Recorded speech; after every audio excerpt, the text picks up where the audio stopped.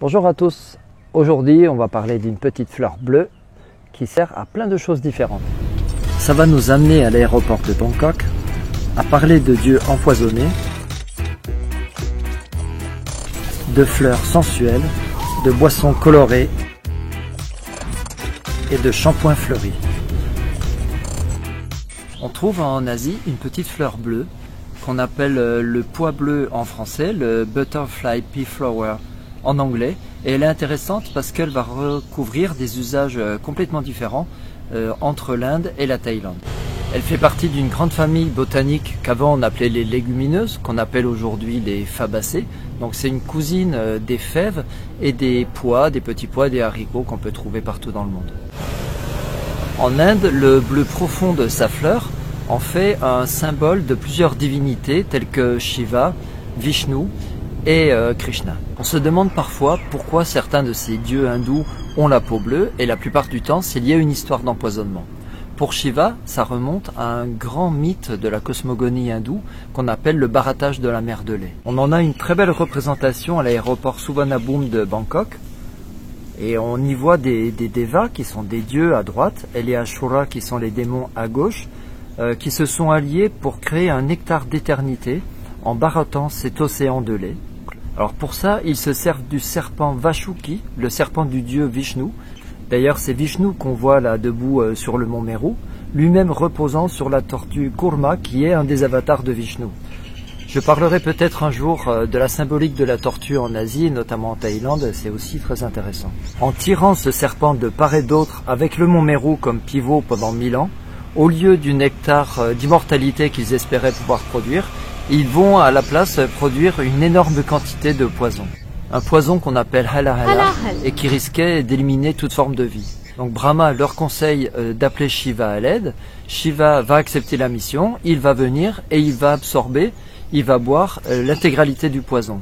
Mais sa femme Parvati, qui était au courant du projet, va lui serrer la gorge de façon à l'empêcher d'ingérer ce poison qui risquait de le tuer. Et depuis, il a la peau qui est devenue toute bleue, qui a cyanosé, et on l'appelle d'ailleurs en sanskrit Nilakanta, celui qui a la gorge bleue. Alors Shiva est assez souvent représenté en Thaïlande, mais il n'a pas toujours la peau bleue. Par exemple, on a une grande représentation de Shiva dans une statue imposante au Shiva Vihara de Tareng au nord de Bangkok. Donc là on voit qu'il a une peau plutôt dorée. On va le retrouver aussi souvent dans des petits hôtels dans Bangkok ou ailleurs en Thaïlande.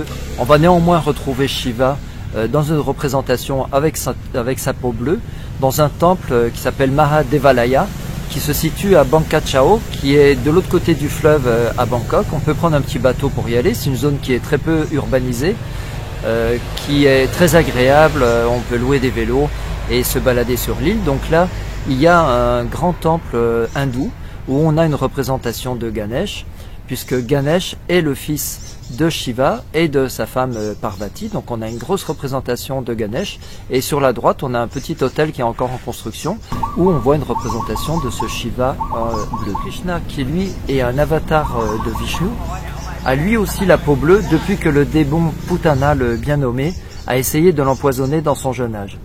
D'ailleurs, le mot sanskrit Krishna signifie bleu, mais plutôt bleu foncé, presque noir. Et dans ce sens-là, en sanskrit, ça a un sens positif, c'est quelque chose qui est attractif. En thaï, le mot Kanra, qui désigne Krishna, vient du pali, et en thaï, il est souvent utilisé comme prénom, et plutôt un prénom féminin. Donc vous savez que les Thaïs ont un peu cette phobie de la peau foncée, mais là il y a des Thaïs qui portent le nom de Kenra, qui signifie donc bleu foncé, presque noir. Ce mythe du barattage de la mer de lait, il est fondamental dans la cosmogonie hindoue. On va le retrouver un petit peu partout en Inde, on va le retrouver aussi en Asie, on va le retrouver dans plusieurs temples du Cambodge, autour d'Angkor Wat, et à Angkor Wat même on va en avoir des représentations, et on en a même un artefact qui a été capturé et qui est exposé aujourd'hui au musée Guimet à Paris. Bref, tout ça pour dire que cette fleur est symboliquement utilisée pour représenter Shiva, en analogie à cette couleur bleue, et on va l'utiliser pour faire des offrandes. Mais pas que des offrandes à Shiva, puisqu'elle va aussi symboliser la féminité, et elle va être associée à la déesse Durga et à sa forme terrifiante qui est Kali. Là encore, on en a une représentation dans la partie gauche de l'autel du temple duquel je vous parlais à Bangka Chao. Donc là, on voit Durga qui est montée sur un tigre, qui est déjà dans une position de guerrière, qui se bat contre des démons. Et à droite, cette personne avec la peau noire qui tire la langue, c'est Kali, une incarnation de la déesse Durga, et qui est venue pour combattre des démons particulièrement féroces. Donc en Inde, cette fleur, elle va être associée à ces deux divinités, pas à cause de sa couleur bleue, mais plutôt à cause de sa forme, qui est assimilée à celle d'un sexe féminin. D'ailleurs, c'est à cause de cette similitude que certaines femmes enceintes en Inde du Sud portent cette fleur et d'ailleurs la racine de cette plante sur elles pour préparer un accouchement sans problème. On va la retrouver en Asie dans la pharmacopée, on la retrouve dans la médecine chinoise. Elle va être utilisée évidemment comme aphrodisiaque et notamment pour booster la libido féminine. Cette association de la forme de la fleur et du sexe féminin va se retrouver jusque dans son nom latin, puisque son nom scientifique c'est Clitoria ternatea, et là ce nom fait plutôt référence au clitoris. En certaines langues de l'Inde du Sud, et notamment en malayalam, on va l'appeler Sanku Pushpam, et là ça fait aussi référence à un coquillage, une forme de conque, et on fait l'association entre la forme de ce coquillage, le sexe féminin, et cette fleur. Et c'est un coquillage qui est une conque, qui est utilisé aussi à des fins rituelles. C'est lui qu'on voit ici présent devant la statue de Shiva. Et en Occident, on a aussi une sorte de coquillage qui est associé à une vulve. C'est la grande famille des coquillages qu'on appelle les porcelaines. Donc eux, ils tirent leur nom de l'italien porcellana, qui vient du latin porcella, qui signifie la vulve de la truie. Donc voilà, porcelaine, ça veut dire vulve de petite truie. Donc ce qui est intéressant à Bangka Chao dans ce temple hindou, c'est que nulle part j'ai pu voir cette fleur présente.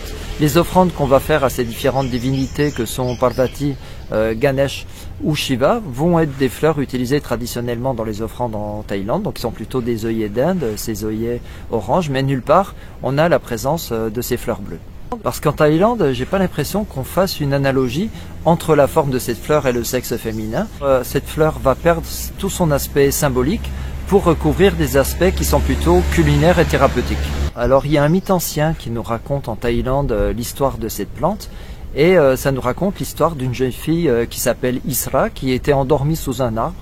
Peut-être qu'elle avait du mal à dormir ou peut-être qu'elle était endormie, et elle va être visitée par un être céleste qui s'appelle la Kinari, qui est un mélange entre une jeune fille et un oiseau. C'est une créature de la forêt Imapan, donc qui est une forêt céleste. Donc cette Kinari, elle va réveiller Isra et elle va l'inviter à visiter cette forêt magique en traversant des champs de lotus et des temples anciens.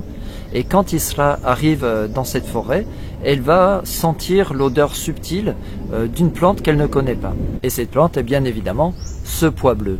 Donc là, la Kinari va lui dire « Prends cette plante, ramène-la dans ton jardin, fais-la pousser contre une barrière et elle réconfortera tous ceux qui la verront. » Alors c'est ce que va faire Isra, et des fleurs bleues de cette plante, elle va tirer une infusion qui va devenir très importante en Asie et notamment en Thaïlande. Donc cette infusion en Asie et notamment en Thaïlande, on va la trouver partout à la carte des cafés et des restaurants. Elle est toujours servie froide, j'en ai quasiment jamais vu servie chaude. Donc elle va être faite avec des glaçons, avec des bulles ou pas. Elle va être utilisée dans d'autres domaines puisqu'on va pouvoir l'utiliser dans l'eau de cuisson du riz et ça va nous donner un riz bleu, c'est notamment ce qui est utilisé pour le riz gluant. Donc vous aurez parfois en Thaïlande du riz gluant bleu qui est coloré avec cette plante. On va la retrouver dans les glaces et dans les desserts. Et elle entre dans la composition d'un dessert duquel je vous avais déjà parlé dans la vidéo sur les hymnes de Thaïlande, un dessert qu'on appelle le Bulan Dan Mek. Et on voit dans ce dessert le jaune d'œuf qui flotte dans une préparation, une gelée colorée à partir de la fleur d'une légumineuse, d'une fleur, de la fleur du pois bleu de laquelle je reparlerai un jour. Donc c'est un colorant alimentaire naturel qu'on va retrouver dans les pâtisseries et qu'on va retrouver surtout dans les boissons. Et là, il y a la chimie qui va rentrer en jeu. Parce que les pigments bleus de la plante viennent d'une molécule qu'on appelle anthocyane, et elle a la particularité de changer de couleur en fonction de son pH. Donc à pH 7, ces molécules sont d'un bleu brillant, mais si on baisse le pH, qu'on arrive dans des pH de 2, 3, 4, elle va prendre une teinte du rose jusqu'au violet. Et ça va arriver notamment quand on introduit du citron. Donc ça permet de faire tout un tas de boissons très esthétiques. Et plutôt que de vous faire l'expérience, je me suis basé sur une vidéo que j'ai trouvée sur le site de flavorbender.com. Et là, donc ça nous montre tout ce processus où on peut faire de la glace à partir de cette eau colorée en bleu. Et puis quand on va y introduire du citron, elle va changer de couleur.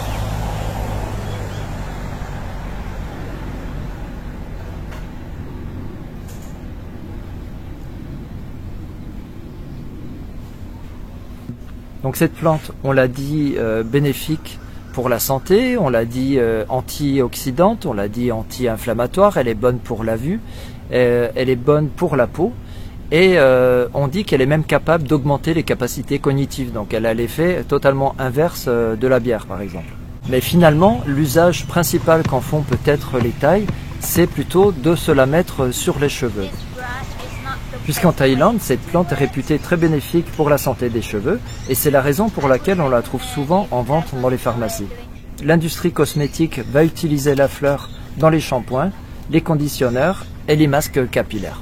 J'ai pas encore de certitude que l'utilisation sur les cheveux de cette plante va teindre les cheveux en bleu. Faudrait que j'essaie sur mes cheveux blancs et je vous donnerai le résultat.